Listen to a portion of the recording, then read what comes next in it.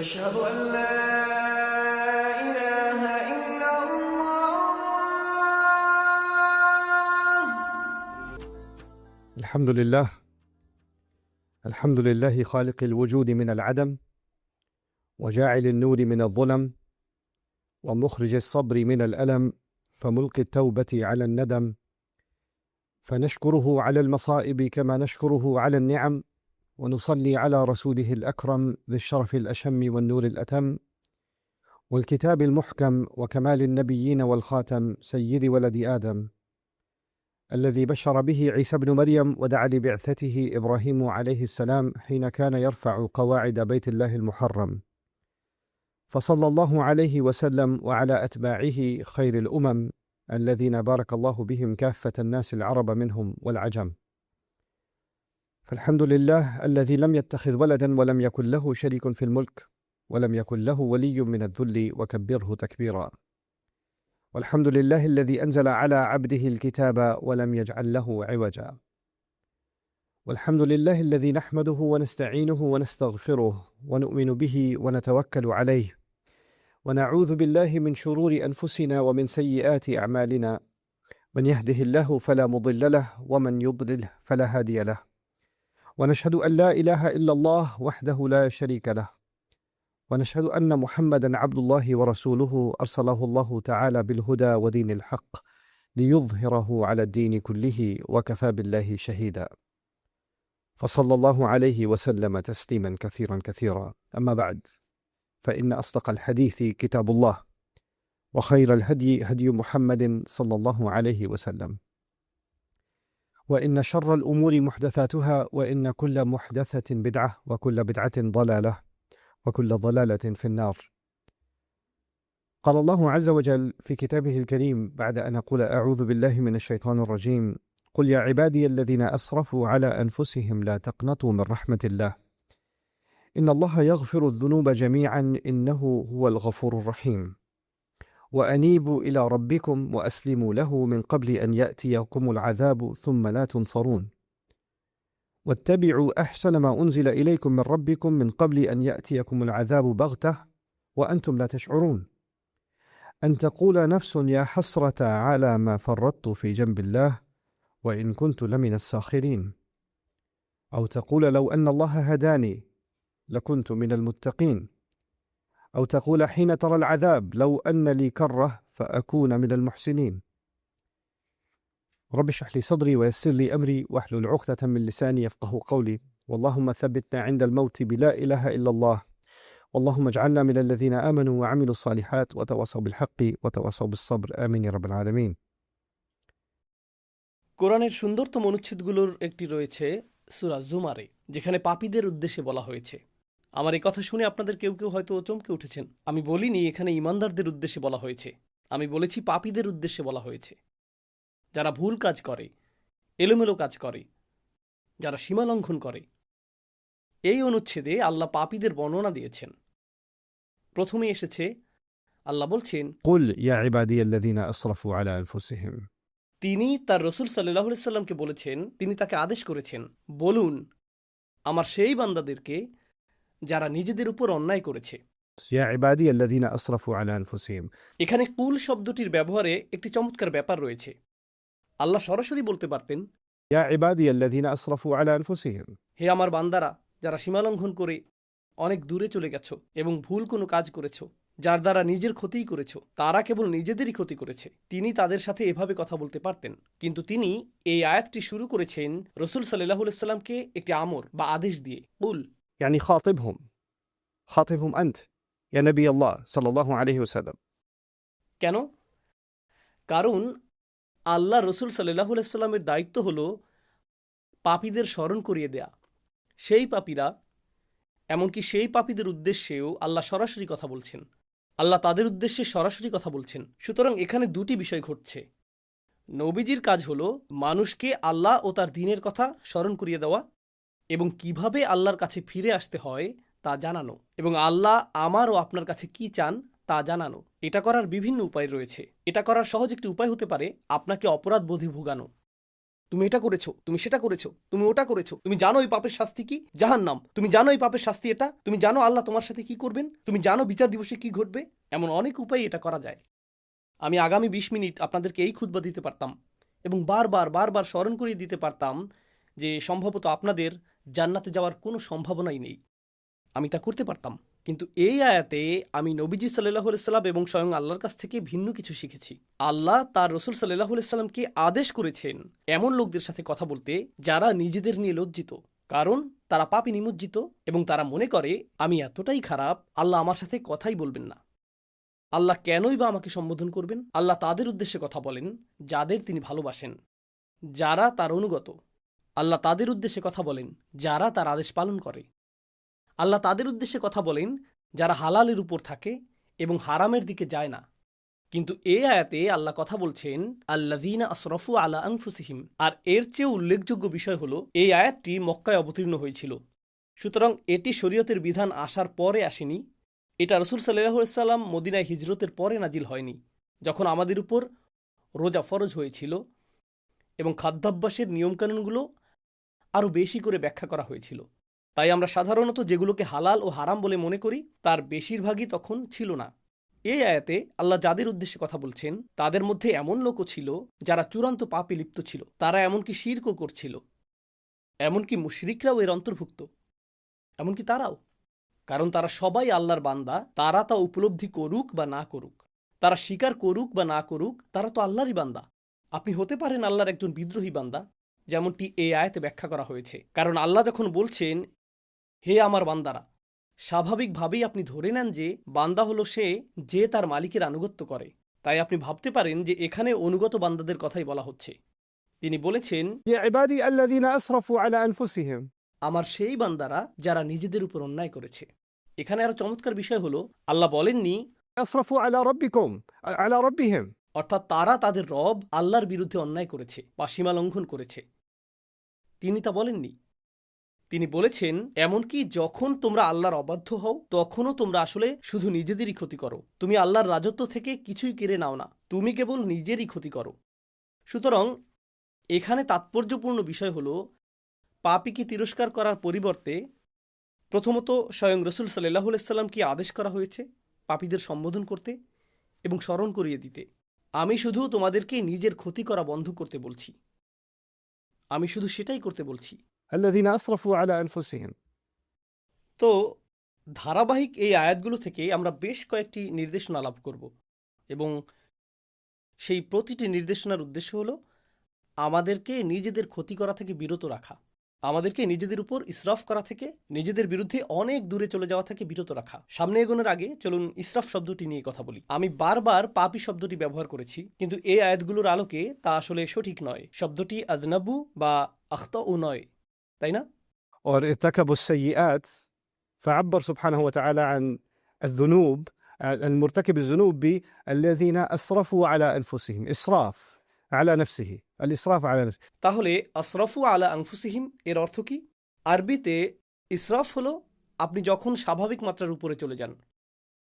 যেমন ধরুন আপনি ইফতার করছেন আর আপনি যথেষ্ট ইফতার করতে পারেন যাতে ক্ষুধা নিবারণ হয়, কিন্তু আপনার ক্ষুধা না থাকা মানে এই না যে প্লেটে থাকা চিকেনের উপর আপনি আরও প্রতিশোধ নেবেন না। তাই আপনি আরও 6টি মুরগির রান নিলেন এবং বাকি ফ্রাইগুলোও নিলেন, অর্ধেক বোতল ক্যাচাপ নিলেন, কারণ আপনার কাজিনও ফ্রাইয়ের দিকে তাকিয়ে আছে এবং সেগুলো তার হাতে যাওয়ার আগেই আপনাকে নিতে হবে। এভাবেই আপনি মুখে খাবার পুড়তে থাকেন, আপনার ক্ষুধা 10 মিনিট আগেই শেষ, কিন্তু আপনি এখনও খাচ্ছেন। এটাই ইসরাফ। আপনি প্রয়োজনের চেয়ে বেশি খাচ্ছেন, এটাই ইসরাফ। ইসরাফ অর্থ অতিরিক্ত, ইসরাফ অর্থ প্রয়োজনের অতিরিক্ত, যথাযথ পরিমাণের চেয়ে বেশি, রাইট? আল্লাহ প্রকৃতিকে এমনভাবে তৈরি করেছেন শুধু আধ্যাত্মিক বা ধর্মীয় অর্থে নয়, বরং ফিতরা বা স্বভাবগতভাবেও।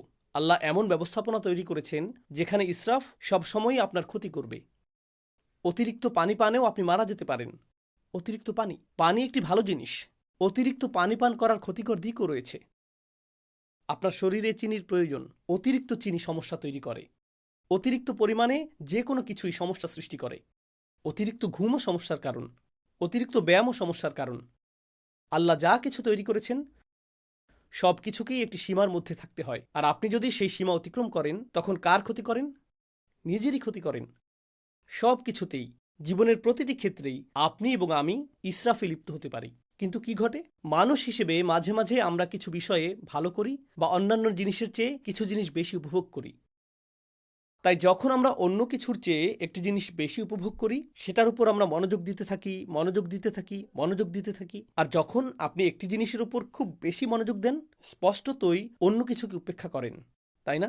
সুতরাং আপনি একটি বিষয়ে ইসরাফ করেন এবং অন্য বিষয়ে তাফরিত করেন, তাই না? إفراط একটি জিনিস, تفريط আরেকটি জিনিস।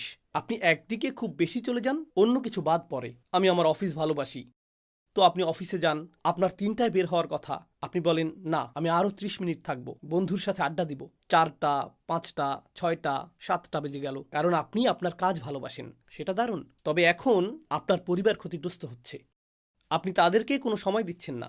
আপনার বাবা মাকে ফোন করার সময় নেই, আপনার মসজিদে গিয়ে নামাজ পড়ার সময় নেই, আপনার আর কোরআন তেলাওয়াত করার সময় নেই, কারণ আপনি সমস্ত সময় ব্যবসাতে দিচ্ছেন, তাই না? অথবা কেউ বলল আমি শুধু আমার সন্তানদের যত্ন নিতে চাই, তাই সে তার সমস্ত সময় সন্তানদের জন্য ব্যয় করছে। এখন যেহেতু তার সবটুকু সময় সন্তানদের সাথে কাটাচ্ছে, জীবনসঙ্গীর জন্য তার কোনো সময় নেই, বাবা মায়ের জন্য তার কোনো সময় নেই, ইবাদতের জন্য তার কোনো সময় নেই, তার সময় নেই। আপনি ইসরাফ করে ফেললেন। এমনকি ভালো কাজেও আপনি ইসরাফ করতে পারেন। এটা শুধু খারাপ কাজেই নয়, ভালো কাজেও প্রযোজ্য। তারপর এমন কিছু জিনিস রয়েছে যা আল্লাহ একটি নির্দিষ্ট উপায়ে জায়েজ করেছেন। যেমন যদি আপনি সঠিক পদ্ধতিতে করেন তাহলে এটা জায়েজ। নারী এবং পুরুষ একসাথে থাকতে পারে যদি তারা সঠিক উপায়ে তা করে। নারী এবং পুরুষের একসাথে থাকার ভুল উপায় রয়েছে, আবার সঠিক উপায় রয়েছে। এখন আপনি যদি সেই সীমাটি অতিক্রম করেন তাহলেও আপনি ইসরাফ করছেন। আপনি এমন সীমা লঙ্ঘন করছেন যা লঙ্ঘন করা উচিত নয়। সুতরাং সীমা লঙ্ঘনের বিভিন্ন ধরন রয়েছে। কখনো কখনো মানুষ সীমা অতিক্রম করে এবং তারা তা বুঝতে পারে না। এটি আরেকটি বিষয়। আমি মনে করি না যে আমি ভুল কিছু করেছি। এটি ছিল ছোট একটি পদক্ষেপ, যা আরেকটি ছোট পদক্ষেপে নিয়ে গেছে, এবং আপনি কিছু বোঝার আগেই হায় আমি তো অনেক আগেই সীমা অতিক্রম করে ফেলেছি আর বিপজ্জনক এলাকার অনেক দূরে চলে এসেছি। আমি এখন নিষিদ্ধ এলাকায় বহু দূরে চলে গেছি। আপনি অনেক দূরে চলে গেছেন আর এখন আপনি বলছেন হায় আমি এলোমেলো করে ফেলেছি, কিভাবে আমি ফিরে আসব? অনেক দূরে চলে এসেছি। মজার একটা বিষয় আমেরিকার অর্থনীতিতে দেখা গিয়েছিল। যখন কয়েক বছর আগে সাবপ্রাইম মর্টগেজ সংকট হয়েছিল, তখন বলা হচ্ছিল ব্যাংকগুলো এতটাই বড় যে তা ব্যর্থ হতে পারে না, অথবা গাড়ি কোম্পানিগুলো এতটাই বড় যে ব্যর্থ হতে পারে না। অর্থাৎ তাদের ব্যর্থতা এতটাই বড় যে নিরুপায় হয়ে তা মেনে নিতে হবে। এর থেকে ফিরে আসার আর কোনো উপায় নেই। তাই আসো এই ফুটো বালতিতে আরও টাকা ঢালি, তাই না? আপনি ভাবেন তওবা করার তুলনায় আমি অনেক বেশি পাপী, আমি ফিরতে পারবো না, সংশোধন করা সম্ভব না, এখন আমার কেবল পতনই হবে, আমার অনেক দেরি হয়ে গেছে। এটা আসলে এক ধরনের হতাশার মানসিকতা। তো আল্লাহ আমাকে এবং আপনাকে নিজেদের ক্ষতি করা থেকে রক্ষা করার জন্য প্রথম যে কথাটি বলেছেন, লা তাকনাতু মির রহমাতিল্লাহ, আল্লাহর পক্ষ থেকে আসা ভালোবাসা ও যত্ন থেকে আশাহত হয়েও না। আল্লাহ এখনও আপনাকে ভালোবাসেন, আল্লাহ এখনও আপনার প্রতি যত্নশীল। আমি রহমার অনুবাদে দয়া শব্দটি ব্যবহার করিনি, আমি ইচ্ছাকৃতভাবে ভালোবাসা ও যত্ন ব্যবহার করেছি। আমি এই খুতবাতে তা ব্যাখ্যা করতে চাই। আমি অন্যত্রও এটা বলেছি, কিন্তু এই বিষয়ে আশা হারাবেন না যে আল্লাহ এখনও আপনাকে ভালোবাসেন এবং আল্লাহ এখনও আপনার প্রতি যত্নশীল। إن الله يغفر الذنوب جميعا কোনো সন্দেহ নেই আল্লাহ সমস্ত পাপকে একসাথে ক্ষমা করে দেবেন।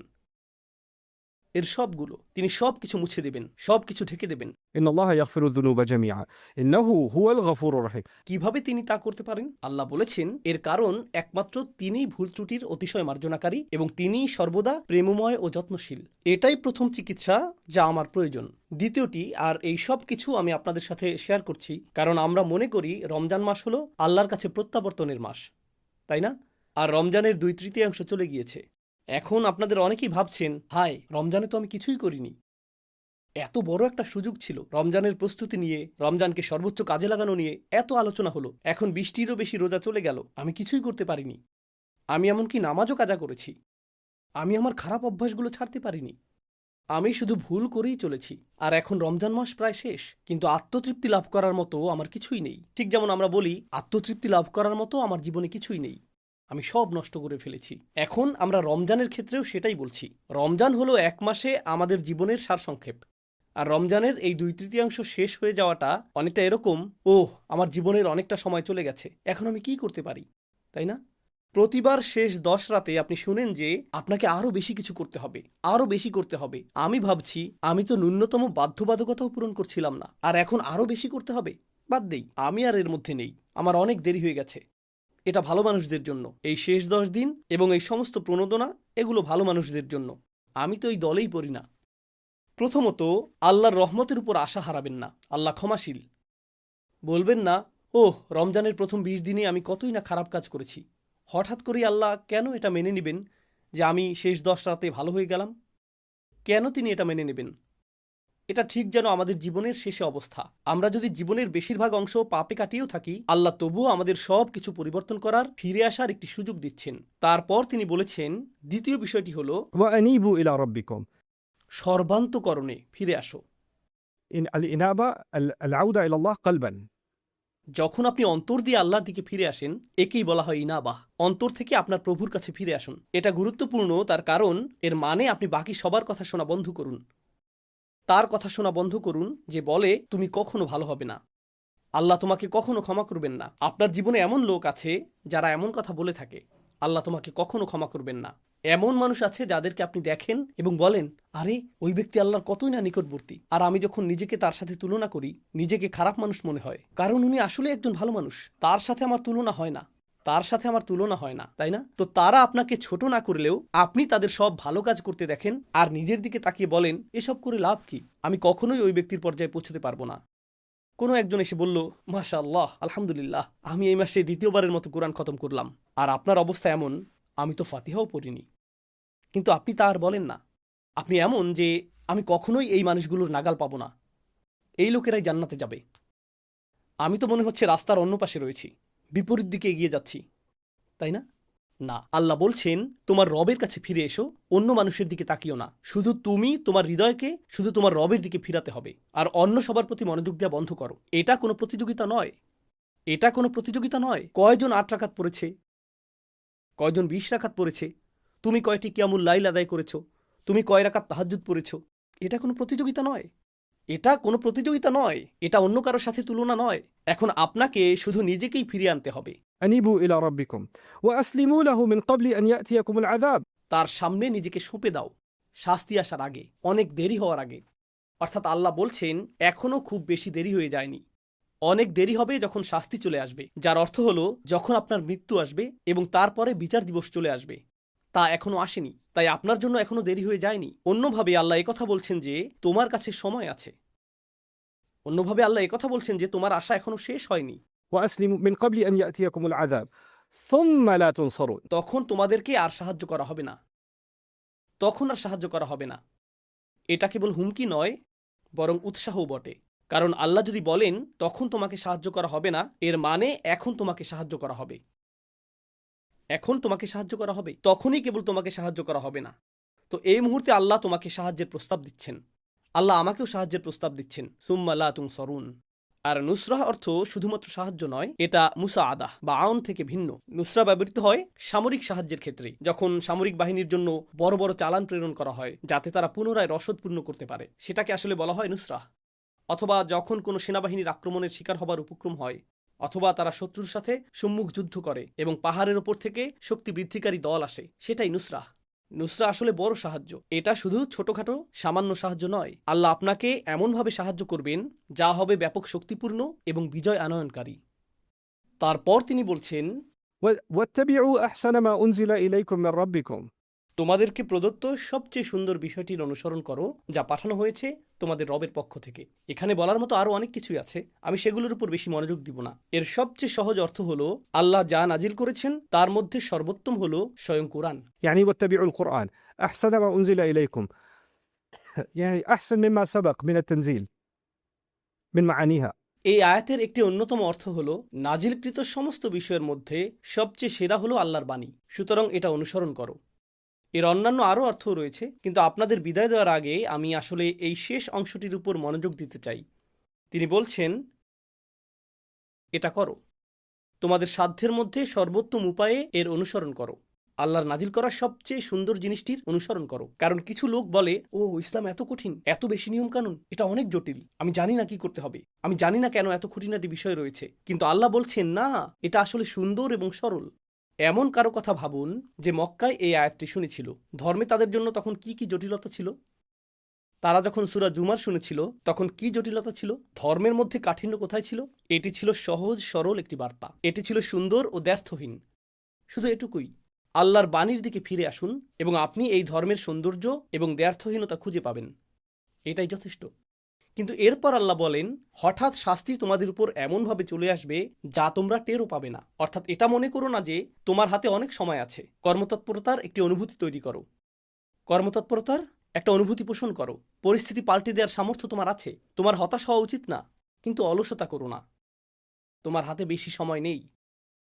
রমজানের এই শেষ 10 রাত বা তার চেয়েও কম সময় যা আমাদের আছে, এটা আমাদেরকে এক প্রকার স্মরণ করিয়ে দেয় যে আমাদের হাতে সময় বেশি নেই। আর এই 10 রাতে যদি আমরা কর্মতৎপরতার একটি মানসিকতা, একটি মনন তৈরি করতে পারি, হয়তো আমরা আমাদের জীবনেও সেটাকে বাস্তবায়ন করতে পারবো। এই ধরনের মানসিকতা তৈরি করা যে আমার হাতে খুব বেশি সময় নেই, আমার হাতে যে সময় আছে আমাকে তার সর্বোত্তম ব্যবহার করতে হবে। বিদায় দেওয়ার আগে আমি আপনাদের সাথে যা শেয়ার করতে চাই তা হলো এমন কিছু লোকের বক্তব্য যারা নিজেদের সময়ের সদ্ব্যবহার করেনি। আর আল্লাহ বলেছেন, আমি চাই না তোমরা এদের অন্তর্ভুক্ত হও। কিন্তু যদি তোমরা এদের অন্তর্ভুক্ত হও, একসময় তারা এই কথা বলবে যখন অনেক দেরি হয়ে যাবে। أن تقول نفس يا حسرة على ما فرطت في جنب الله. অর্থাৎ এরকম মানুষ অবশেষে বলবে, ইয়া হাসরাতা। অদ্ভুত উক্তি করবে তারা, ইয়া হাসরাতা।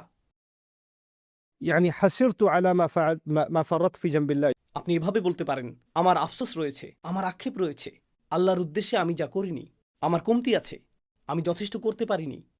কথাটা এভাবে বলাটাই প্রত্যাশিত ছিল, কিন্তু আল্লাহ বলেছেন, يا حسرة كأنه يخاطب العاقل. আরবি ভাষায় এটাকে বলা হয় استعارة مكنية. সহজ ভাষায় এর অর্থ হলো সে বলবে, ও আমার আফসোস। বাংলাতে এটা বোধগম্য অর্থ প্রদান করে না। ও আমার আফসোস। আপনি যখন ডাকেন, আপনি কোনো বস্তুকে ডাকেন না। আফসোস হলো একটি বস্তু, একটি অনুভূতি। আপনি একজন মানুষকে ডাকেন, আপনি একজন মানুষকে ডাকেন। এই আয়াতে আপনি একটি অনুভূতিকে ডাকছেন। আর সেই অনুভূতিটা কি? আমার আফসোস, আমার আক্ষেপ। আল্লাহ বলছেন, তোমার ভেতরে যেন আরেকটি মানুষ বাস করে, যে তোমার ভেতরেই থাকে, যার সাথে তুমি সারাক্ষণ কথা বলো। আর তোমার ভেতরের সেই সত্তাটি যেন তোমারই আরেকটি অংশ, যে শুধু আক্ষেপই প্রকাশ করে। আমি এত ভুল করেছি, ওহ আমি এটা করেছি, ওহ আমি ওটা করিনি। অনুচ্ছেদটি শুরু হয়েছিল হতাশাগ্রস্ত মানুষের কথা দিয়ে, আর এখন কিয়ামতের দিন, ওহ আমি ভুল করেছি, আমি আরও অনেক কিছু করতে পারতাম। এমন মানুষ আছে যারা প্রতিদিন অতীত নিয়ে ভাবে, প্রতিদিন তারা হতাশাগ্রস্ত। আমি জানি না কেন আমার সাথে এটা ঘটলো বা সেটা ঘটলো। তারা আজ এই কথা বলছে, আগামীকাল এই কথা বলবে, তার পরের দিন, দিনের পর দিন তারা একই কথা বলবে। 10 বছর চলে যায়, তারা অতীতের কথাই বলতে থাকে। আর তারপর 10 বছর পরে পেছনে তাকিয়ে তারা বলে, আমি 10 বছর নষ্ট করেছি। এটাই তারা বলে। على ما فرطت في جنب الله.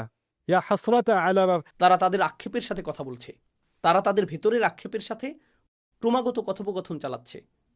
তারা অন্য কারোর সাথে কথা বলতে চায় না। আপনি যদি আপনার আক্ষেপের সাথে কথা বলেন, আপনি আল্লাহর সাথে কথা বলতে পারবেন না। আপনাকে বেছে নিতে হবে আপনি কার সাথে কথোপকথন করতে চান। কথোপকথনের জন্য আল্লাহ আপনাকে বেছে নিতে চান, আর আপনি কথোপকথনের জন্য নিজের আক্ষেপকে বেছে নিচ্ছেন। থামুন, কারণ আপনি যদি নিজের মন না বদলান, একটা সময় আসবে যখন চিরকাল আপনাকে সেই কথোপকথনই চালিয়ে যেতে হবে। আল্লাহ আমাকে এবং আপনাকে এর থেকে হেফাজত করুন। না হলে আমাদেরকে চিরকাল শুধু আমাদের আক্ষেপের সাথে এভাবে কথা বলতে হবে, على ما فرطت في جنب الله. কত বিষয় আমি কমতি করেছি। তাফরিত অর্থ আমি আরও করতে পারতাম, কিন্তু আমি ন্যূনতমটুকু পূরণ করিনি, আমি যথেষ্ট করিনি। অর্থাৎ আল্লাহ এটাও বলছেন না যে সবচেয়ে ভালো সর্বোত্তমটা করো এবং শ্রেষ্ঠত্ব অর্জন করো। না না না, শুধু তাফরিত করো না। তাফরিত হলো যখন ন্যূনতম একটি সীমা থাকে, যেমন স্কুলে পাশ করার ন্যূনতম নাম্বার থাকে, তাই না? ন্যূনতম পাস নাম্বার ধরি এটা 33, সেক্ষেত্রে আপনি যদি 32 পান, সেটাই তাফরিত, তাই না? যদি তা অতিক্রম করেন, পরীক্ষায় পাশ করেন, আপনি নিরাপদ। আমি তো সহজেই পার হতে পারতাম, এটা কঠিন ছিল না, আমার কাছে তো খুব বেশি চাওয়া হয়নি। তাই সে বলবে, কেন আমি তা করলাম না? وإن كنت لمن الساخرين. আর আমি আল্লাহর সাথে এমনটা করেছি, ফি জাম্বিল্লাহ। এটাও বিস্ময়কর বাক্যাংশ। আমি এমনটা করেছি যখন আল্লাহ আমার পাশেই ছিলেন। অর্থাৎ আল্লাহ আমাকে উৎসাহ দিতে পাশে ছিলেন, আল্লাহ আমাকে সাহায্য করতে পাশে ছিলেন। আল্লাহ কখনো আমাকে ছেড়ে দেননি, আমি আল্লাহকে ছেড়ে দিয়েছি। আমি ছেড়ে দিয়েছি, তিনি ছাড়েননি। তিনি সর্বদা আমার পাশে ছিলেন, ফি জাম্বিল্লাহ, ঠিক আমার পাশেই ছিলেন। জাম শব্দটি আসলে প্রতিবেশী বোঝাতে ব্যবহৃত হয়, والصاحب بالجنب في القرآن مثلا. তাই না? আল্লাহ ঠিক আমার পাশেই ছিলেন। কিন্তু আমি গুরুত্ব দেইনি, আমি কোনো পদক্ষেপ নিইনি। সেই সীমারেখা অতিক্রম না করে নিরাপদে থাকতে যা কিছু দরকার ছিল আল্লাহ সব দিয়েছিলেন, আমি শুধু পদক্ষেপ নিইনি, তাই না? আর অবশেষে সে বলবে ওয়াইন কুনতু লামিনা সাখিরিন, আর আমি তাদের অন্তর্ভুক্ত ছিলাম যারা তুচ্ছ করে, যারা উপহাস করে। আমি সব কিছুকে হাসি ঠাট্টায় পরিণত করেছিলাম, আমি কোনো কিছুকেই গুরুত্ব দেইনি। তো একদিকে রয়েছে হতাশা, আর আপনি নিজের আক্ষেপের সাথে কথা বলছেন। আবার অন্যদিকে যখন হতাশা না থাকে, আপনি এমন বিষয়ে হাসি ঠাট্টা করছেন যেগুলো নিয়ে হাসি ঠাট্টা করা উচিত না। যে বিষয়গুলো আপনার গুরুত্ব সহকারে নেওয়া উচিত তাতে গুরুত্ব দিচ্ছেন না, আপনি সেগুলোকে হেসে উড়িয়ে দিচ্ছেন, আপনি সেগুলোকে তুচ্ছ করছেন। সুখরিয়া শব্দটি আরবিতে যে ক্রিয়া থেকে এসেছে তা বশীভূত করা অর্থে ব্যবহৃত হয়। যখন আপনি কোনো পশুকে বশ করেন সেটা تسخير الدابة. তাই না? আল্লাহ বলেছেন পাহাড় এবং মেঘকে তাসখির করা হয়েছে এবং বাতাসকে তাসখির করা হয়েছে, অর্থাৎ সাখরা। তিনি রাত এবং দিনকে, মেঘ এবং বাতাসকে বশীভূত করেছেন। তিনি এদেরকে অবনত করেছেন যেন তারা বিদ্রোহী ছিল, আর তিনি তাদেরকে অবনত করেছেন। আর মনিব যেভাবে চায় তারা সেভাবেই পরিচালিত হয়। যেমন একটা ঘোড়া যখন বুনো স্বভাবের থাকে, মনিব তাকে বশ করে, পোষ মানায়। আর এখন মনিব এদিকে ঘুরলে ঘোড়াটিও এদিকে ঘুরে। ঘোড়া যখন একরোখা থাকে, কাছে গেলে সে আপনার মুখে লাথি মারবে। আপনি যদি পেছনে যান, সে পেছনের পা দিয়ে আপনাকে লাথি মারবে, সে আপনাকে ধাক্কা দিবে, সে আপনার বিরুদ্ধে বিদ্রোহ করবে। কিন্তু একবার সে পোষ মানার পর আপনি যদি ঘোড়া সম্পর্কে জেনে থাকেন, চলার সময় তখন আপনার লাগাম টানারও দরকার পড়বে না। আপনি যদি ঘোড়ার সাথে হাঁটেন, আপনাকে লাগামও টানতে হবে না। সে বুঝতে পারে আপনি ঘুরছেন, আর সে আপনার সাথে ঘুরে যায়। সে আপনার মতো করেই চলে। এটাকেই বলা হয় তাসখির। এখান থেকেই নিজেকে তুচ্ছ করা, অন্যকে তুচ্ছ করার ধারণাটি আসে। গুরুত্বপূর্ণ বিষয় নিয়ে তাসখির করা, সেগুলোকে তুচ্ছ করা, সেগুলোকে অবনমিত করা, এটা একরকম। যে বিষয়গুলি খুবই গুরুত্ব সহকারে নেওয়া উচিত, যেগুলো খুবই বিপজ্জনক, আপনি সেগুলো নিয়ে এমনভাবে কথা বলতে আর ভাবতে থাকেন যেন এই বিপদকে আপনি তুচ্ছ করছেন, আপনি এর গুরুত্ব কমিয়ে দিচ্ছেন। আর অবশেষে মানুষ এরকম কথা বলে, আমি আরও করতে পারতাম, আমি বিষয়গুলোকে গুরুত্ব দিতে চাইনি, আমি এমন হতে চেয়েছি, যারা বলে আমি এগুলো থেকে দূরে থাকতে চাই। আজকে সর্বশেষ একটা বিষয় শেয়ার করতে চাই। সম্প্রতি একজন আমাকে জিজ্ঞেস করেছে কিভাবে আমি একজন কিশোরকে ইসলামে আকৃষ্ট করতে পারি। আমাকে বলেছে আপনার সময় 30 সেকেন্ড, বলুন কিভাবে একজন কিশোরকে ইসলামের প্রতি আকৃষ্ট করা যায়। আমি বললাম আপনি কি বলছেন, মাত্র 30 সেকেন্ড?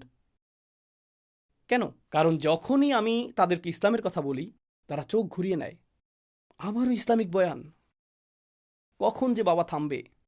আমার মা তো আসলেই আমি কি এখন যেতে পারি? হ্যাঁ, কথাটা ভালো ছিল, ধন্যবাদ। হ্যাঁ, বুঝেছি, আমরা সবাই জাহান্নামে যাব, ধন্যবাদ। নির্লিপ্ত একটা ভাব, এক ধরনের গুরুত্বহীনতা। আমি এতে যুক্ত হতে চাই না। কেন আপনি এটা নিয়ে আমাকে বিরক্ত করছেন? কেন আপনি আমাকে মসজিদে টেনে আনছেন? আমি কি আমার ফোনটা নিতে পারি? আমি কি মোবাইল গেমিং ডিভাইস নিয়ে পেছনে বসতে পারি? কারণ আমি আমি আমি এই বিষয়ে চিন্তা করতে চাই না। আর জানেন, এটাই একটা লাইফস্টাইলে পরিণত হয়, এবং এটা শুধু কৈশোরই সীমাবদ্ধ থাকে না, সে বেড়ে ওঠে। শেষ পর্যন্ত সেই মানুষটি বলে আমি কখনোই কিছুকে গুরুত্ব দিইনি। আর আল্লাহ বলছেন আমি চাই না তুমি এমন ব্যক্তিতে পরিণত হও যে বেশ দেরি হয়ে যাওয়ার পর যে ব্যক্তি শেষ মুহূর্তে এসে বলে আমি আরো ভালো করতে পারতাম, আমি ন্যূনতম বিষয়গুলো পালন করতে পারতাম। আর আমি সর্বদা এমন মানুষ ছিলাম যে কখনো কিছুকে গুরুত্ব দেয় না। আমি শুধু এমন লোকদের সাথে যোগ দিয়েছি যারা গুরুত্ব দিয়ে ভাবে না। কারণ মিনা সাখিরিন অর্থ একটা দলে যোগ দেওয়া। মিনা সাখিরিন অর্থ এমন মানুষ যারা সব কিছুকে তুচ্ছ তাচ্ছিল্য করাকে মনে করে রুচিশীলতা। আপনারা হোয়াট এভার গ্রুপ সম্পর্কে জানেন। হ্যাঁ, হোয়াট এভার। ধর্ম আমার কাছে অতিরিক্ত, আমি এর বাইরে, আমি এর ঊর্ধ্বে। মুখের অভিব্যক্তি প্রকাশ করে আপনি কত কম গুরুত্ব দেন। যে বক্তব্য দেওয়া হয়, অথবা আপনার বাবা মা বা ইমাম যে উপদেশ দেন, অথবা কোরআন যা বলে, সেই চাহনি। আর আপনি অন্য কাউকে সেই চাহনি দিতে দেখে বলেন আরে লোকটা তো কুল, এমনকি আল্লাহকেও ভয় করে না, আমি ওর মতো হতে চাই, আমি কুল লোকদের সাথে থাকতে চাই। তো তারা হয়ে যায় একদল সাখেরিন। আর সে বলে আমি তাদের মধ্যে ছিলাম যারা সাখেরিন। এটা এরকম যে আমি নিজের স্বতন্ত্র সত্তা হারিয়ে ফেলেছিলাম, আমি শুধু নির্বোধ সঙ্গীর সাথে বেছে নিয়েছিলাম। আর যত বেশি সময় আমি তাদের সাথে কাটালাম, আমি তাদের একজন হয়ে উঠলাম, আমি তাদের সাথে যোগ দিয়ে তাদের একজন হয়ে উঠলাম। আর এই স্বীকারোক্তি কিয়ামতের দিন সে প্রদান করবে। আল্লাহ আমাদেরকে এরকম হওয়া থেকে হেফাজত করুন। আল্লাহ আমাদের সন্তানদেরকেও এরকম হওয়া থেকে হেফাজত করুন। আমি আরও দোয়া করি আল্লাহ যেন আমাদেরকে আক্ষেপকারী মানুষে পরিণত না করেন, কারণ আমরা রমজানের শেষ কয়েকদিন বা শেষ কয়েক সপ্তাহের পূর্ণ সদ্ব্যবহার করিনি। তাই সামনে আসন্ন দিনগুলোর পুরোপুরি সদ্ব্যবহার করুন এটা মনে করবেন না যে রমজান মাস শেষের দিকে। নিজের জন্য আপনার ভাবা উচিত আজকে থেকেই রমজান শুরু হয়েছে। এভাবেই আপনার ভাবা উচিত রমজান এইমাত্র শুরু হয়েছে। আর আপনি মনে করবেন এবছর রমজান মাস 30 দিনের না, এটা শুধু এই 9 দিনের। এটুকুই যথেষ্ট। আর এই মনোভাব অক্ষুণ্ণ রাখুন। আল্লাহ আপনাকে সেই শক্তি, প্রেরণা এবং সামর্থ্য দান করুন যাতে আপনি সর্বোচ্চ চেষ্টা করতে পারেন এবং নিজের কল্যাণ লাভের উদ্দেশ্যে নিজেকে পরিবর্তন করতে পারেন। بارك الله لي ولكم في القرآن الحكيم ونفعني وإياكم بالآيات والذكر الحكيم. الحمد لله وكفى والصلاة والسلام على عباده الذين اصطفى خصوصا على أفضلهم وخاتم النبيين محمد الأمين وعلى آله وصحبه أجمعين. قال الله عز وجل في كتابه الكريم بعد أن أقول أعوذ بالله من الشيطان الرجيم: إن الله وملائكته يصلون على النبي يا أيها الذين آمنوا صلوا عليه وسلموا تسليما. اللهم صل على محمد وعلى آل محمد كما صليت على إبراهيم وعلى آل إبراهيم في العالمين إنك حميد مجيد. اللهم بارك على محمد وعلى آل محمد كما باركت على إبراهيم وعلى آل إبراهيم في العالمين إنك حميد مجيد. عباد الله رحمكم الله، اتقوا الله. إن الله يأمر بالعدل والإحسان وإيتاء ذي القربى وينهى عن الفحشاء والمنكر ولذكر الله أكبر والله يعلم ما تصنعون. أقم الصلاة إن الصلاة كانت على المؤمنين كتابا موقوتا. أشهد أن لا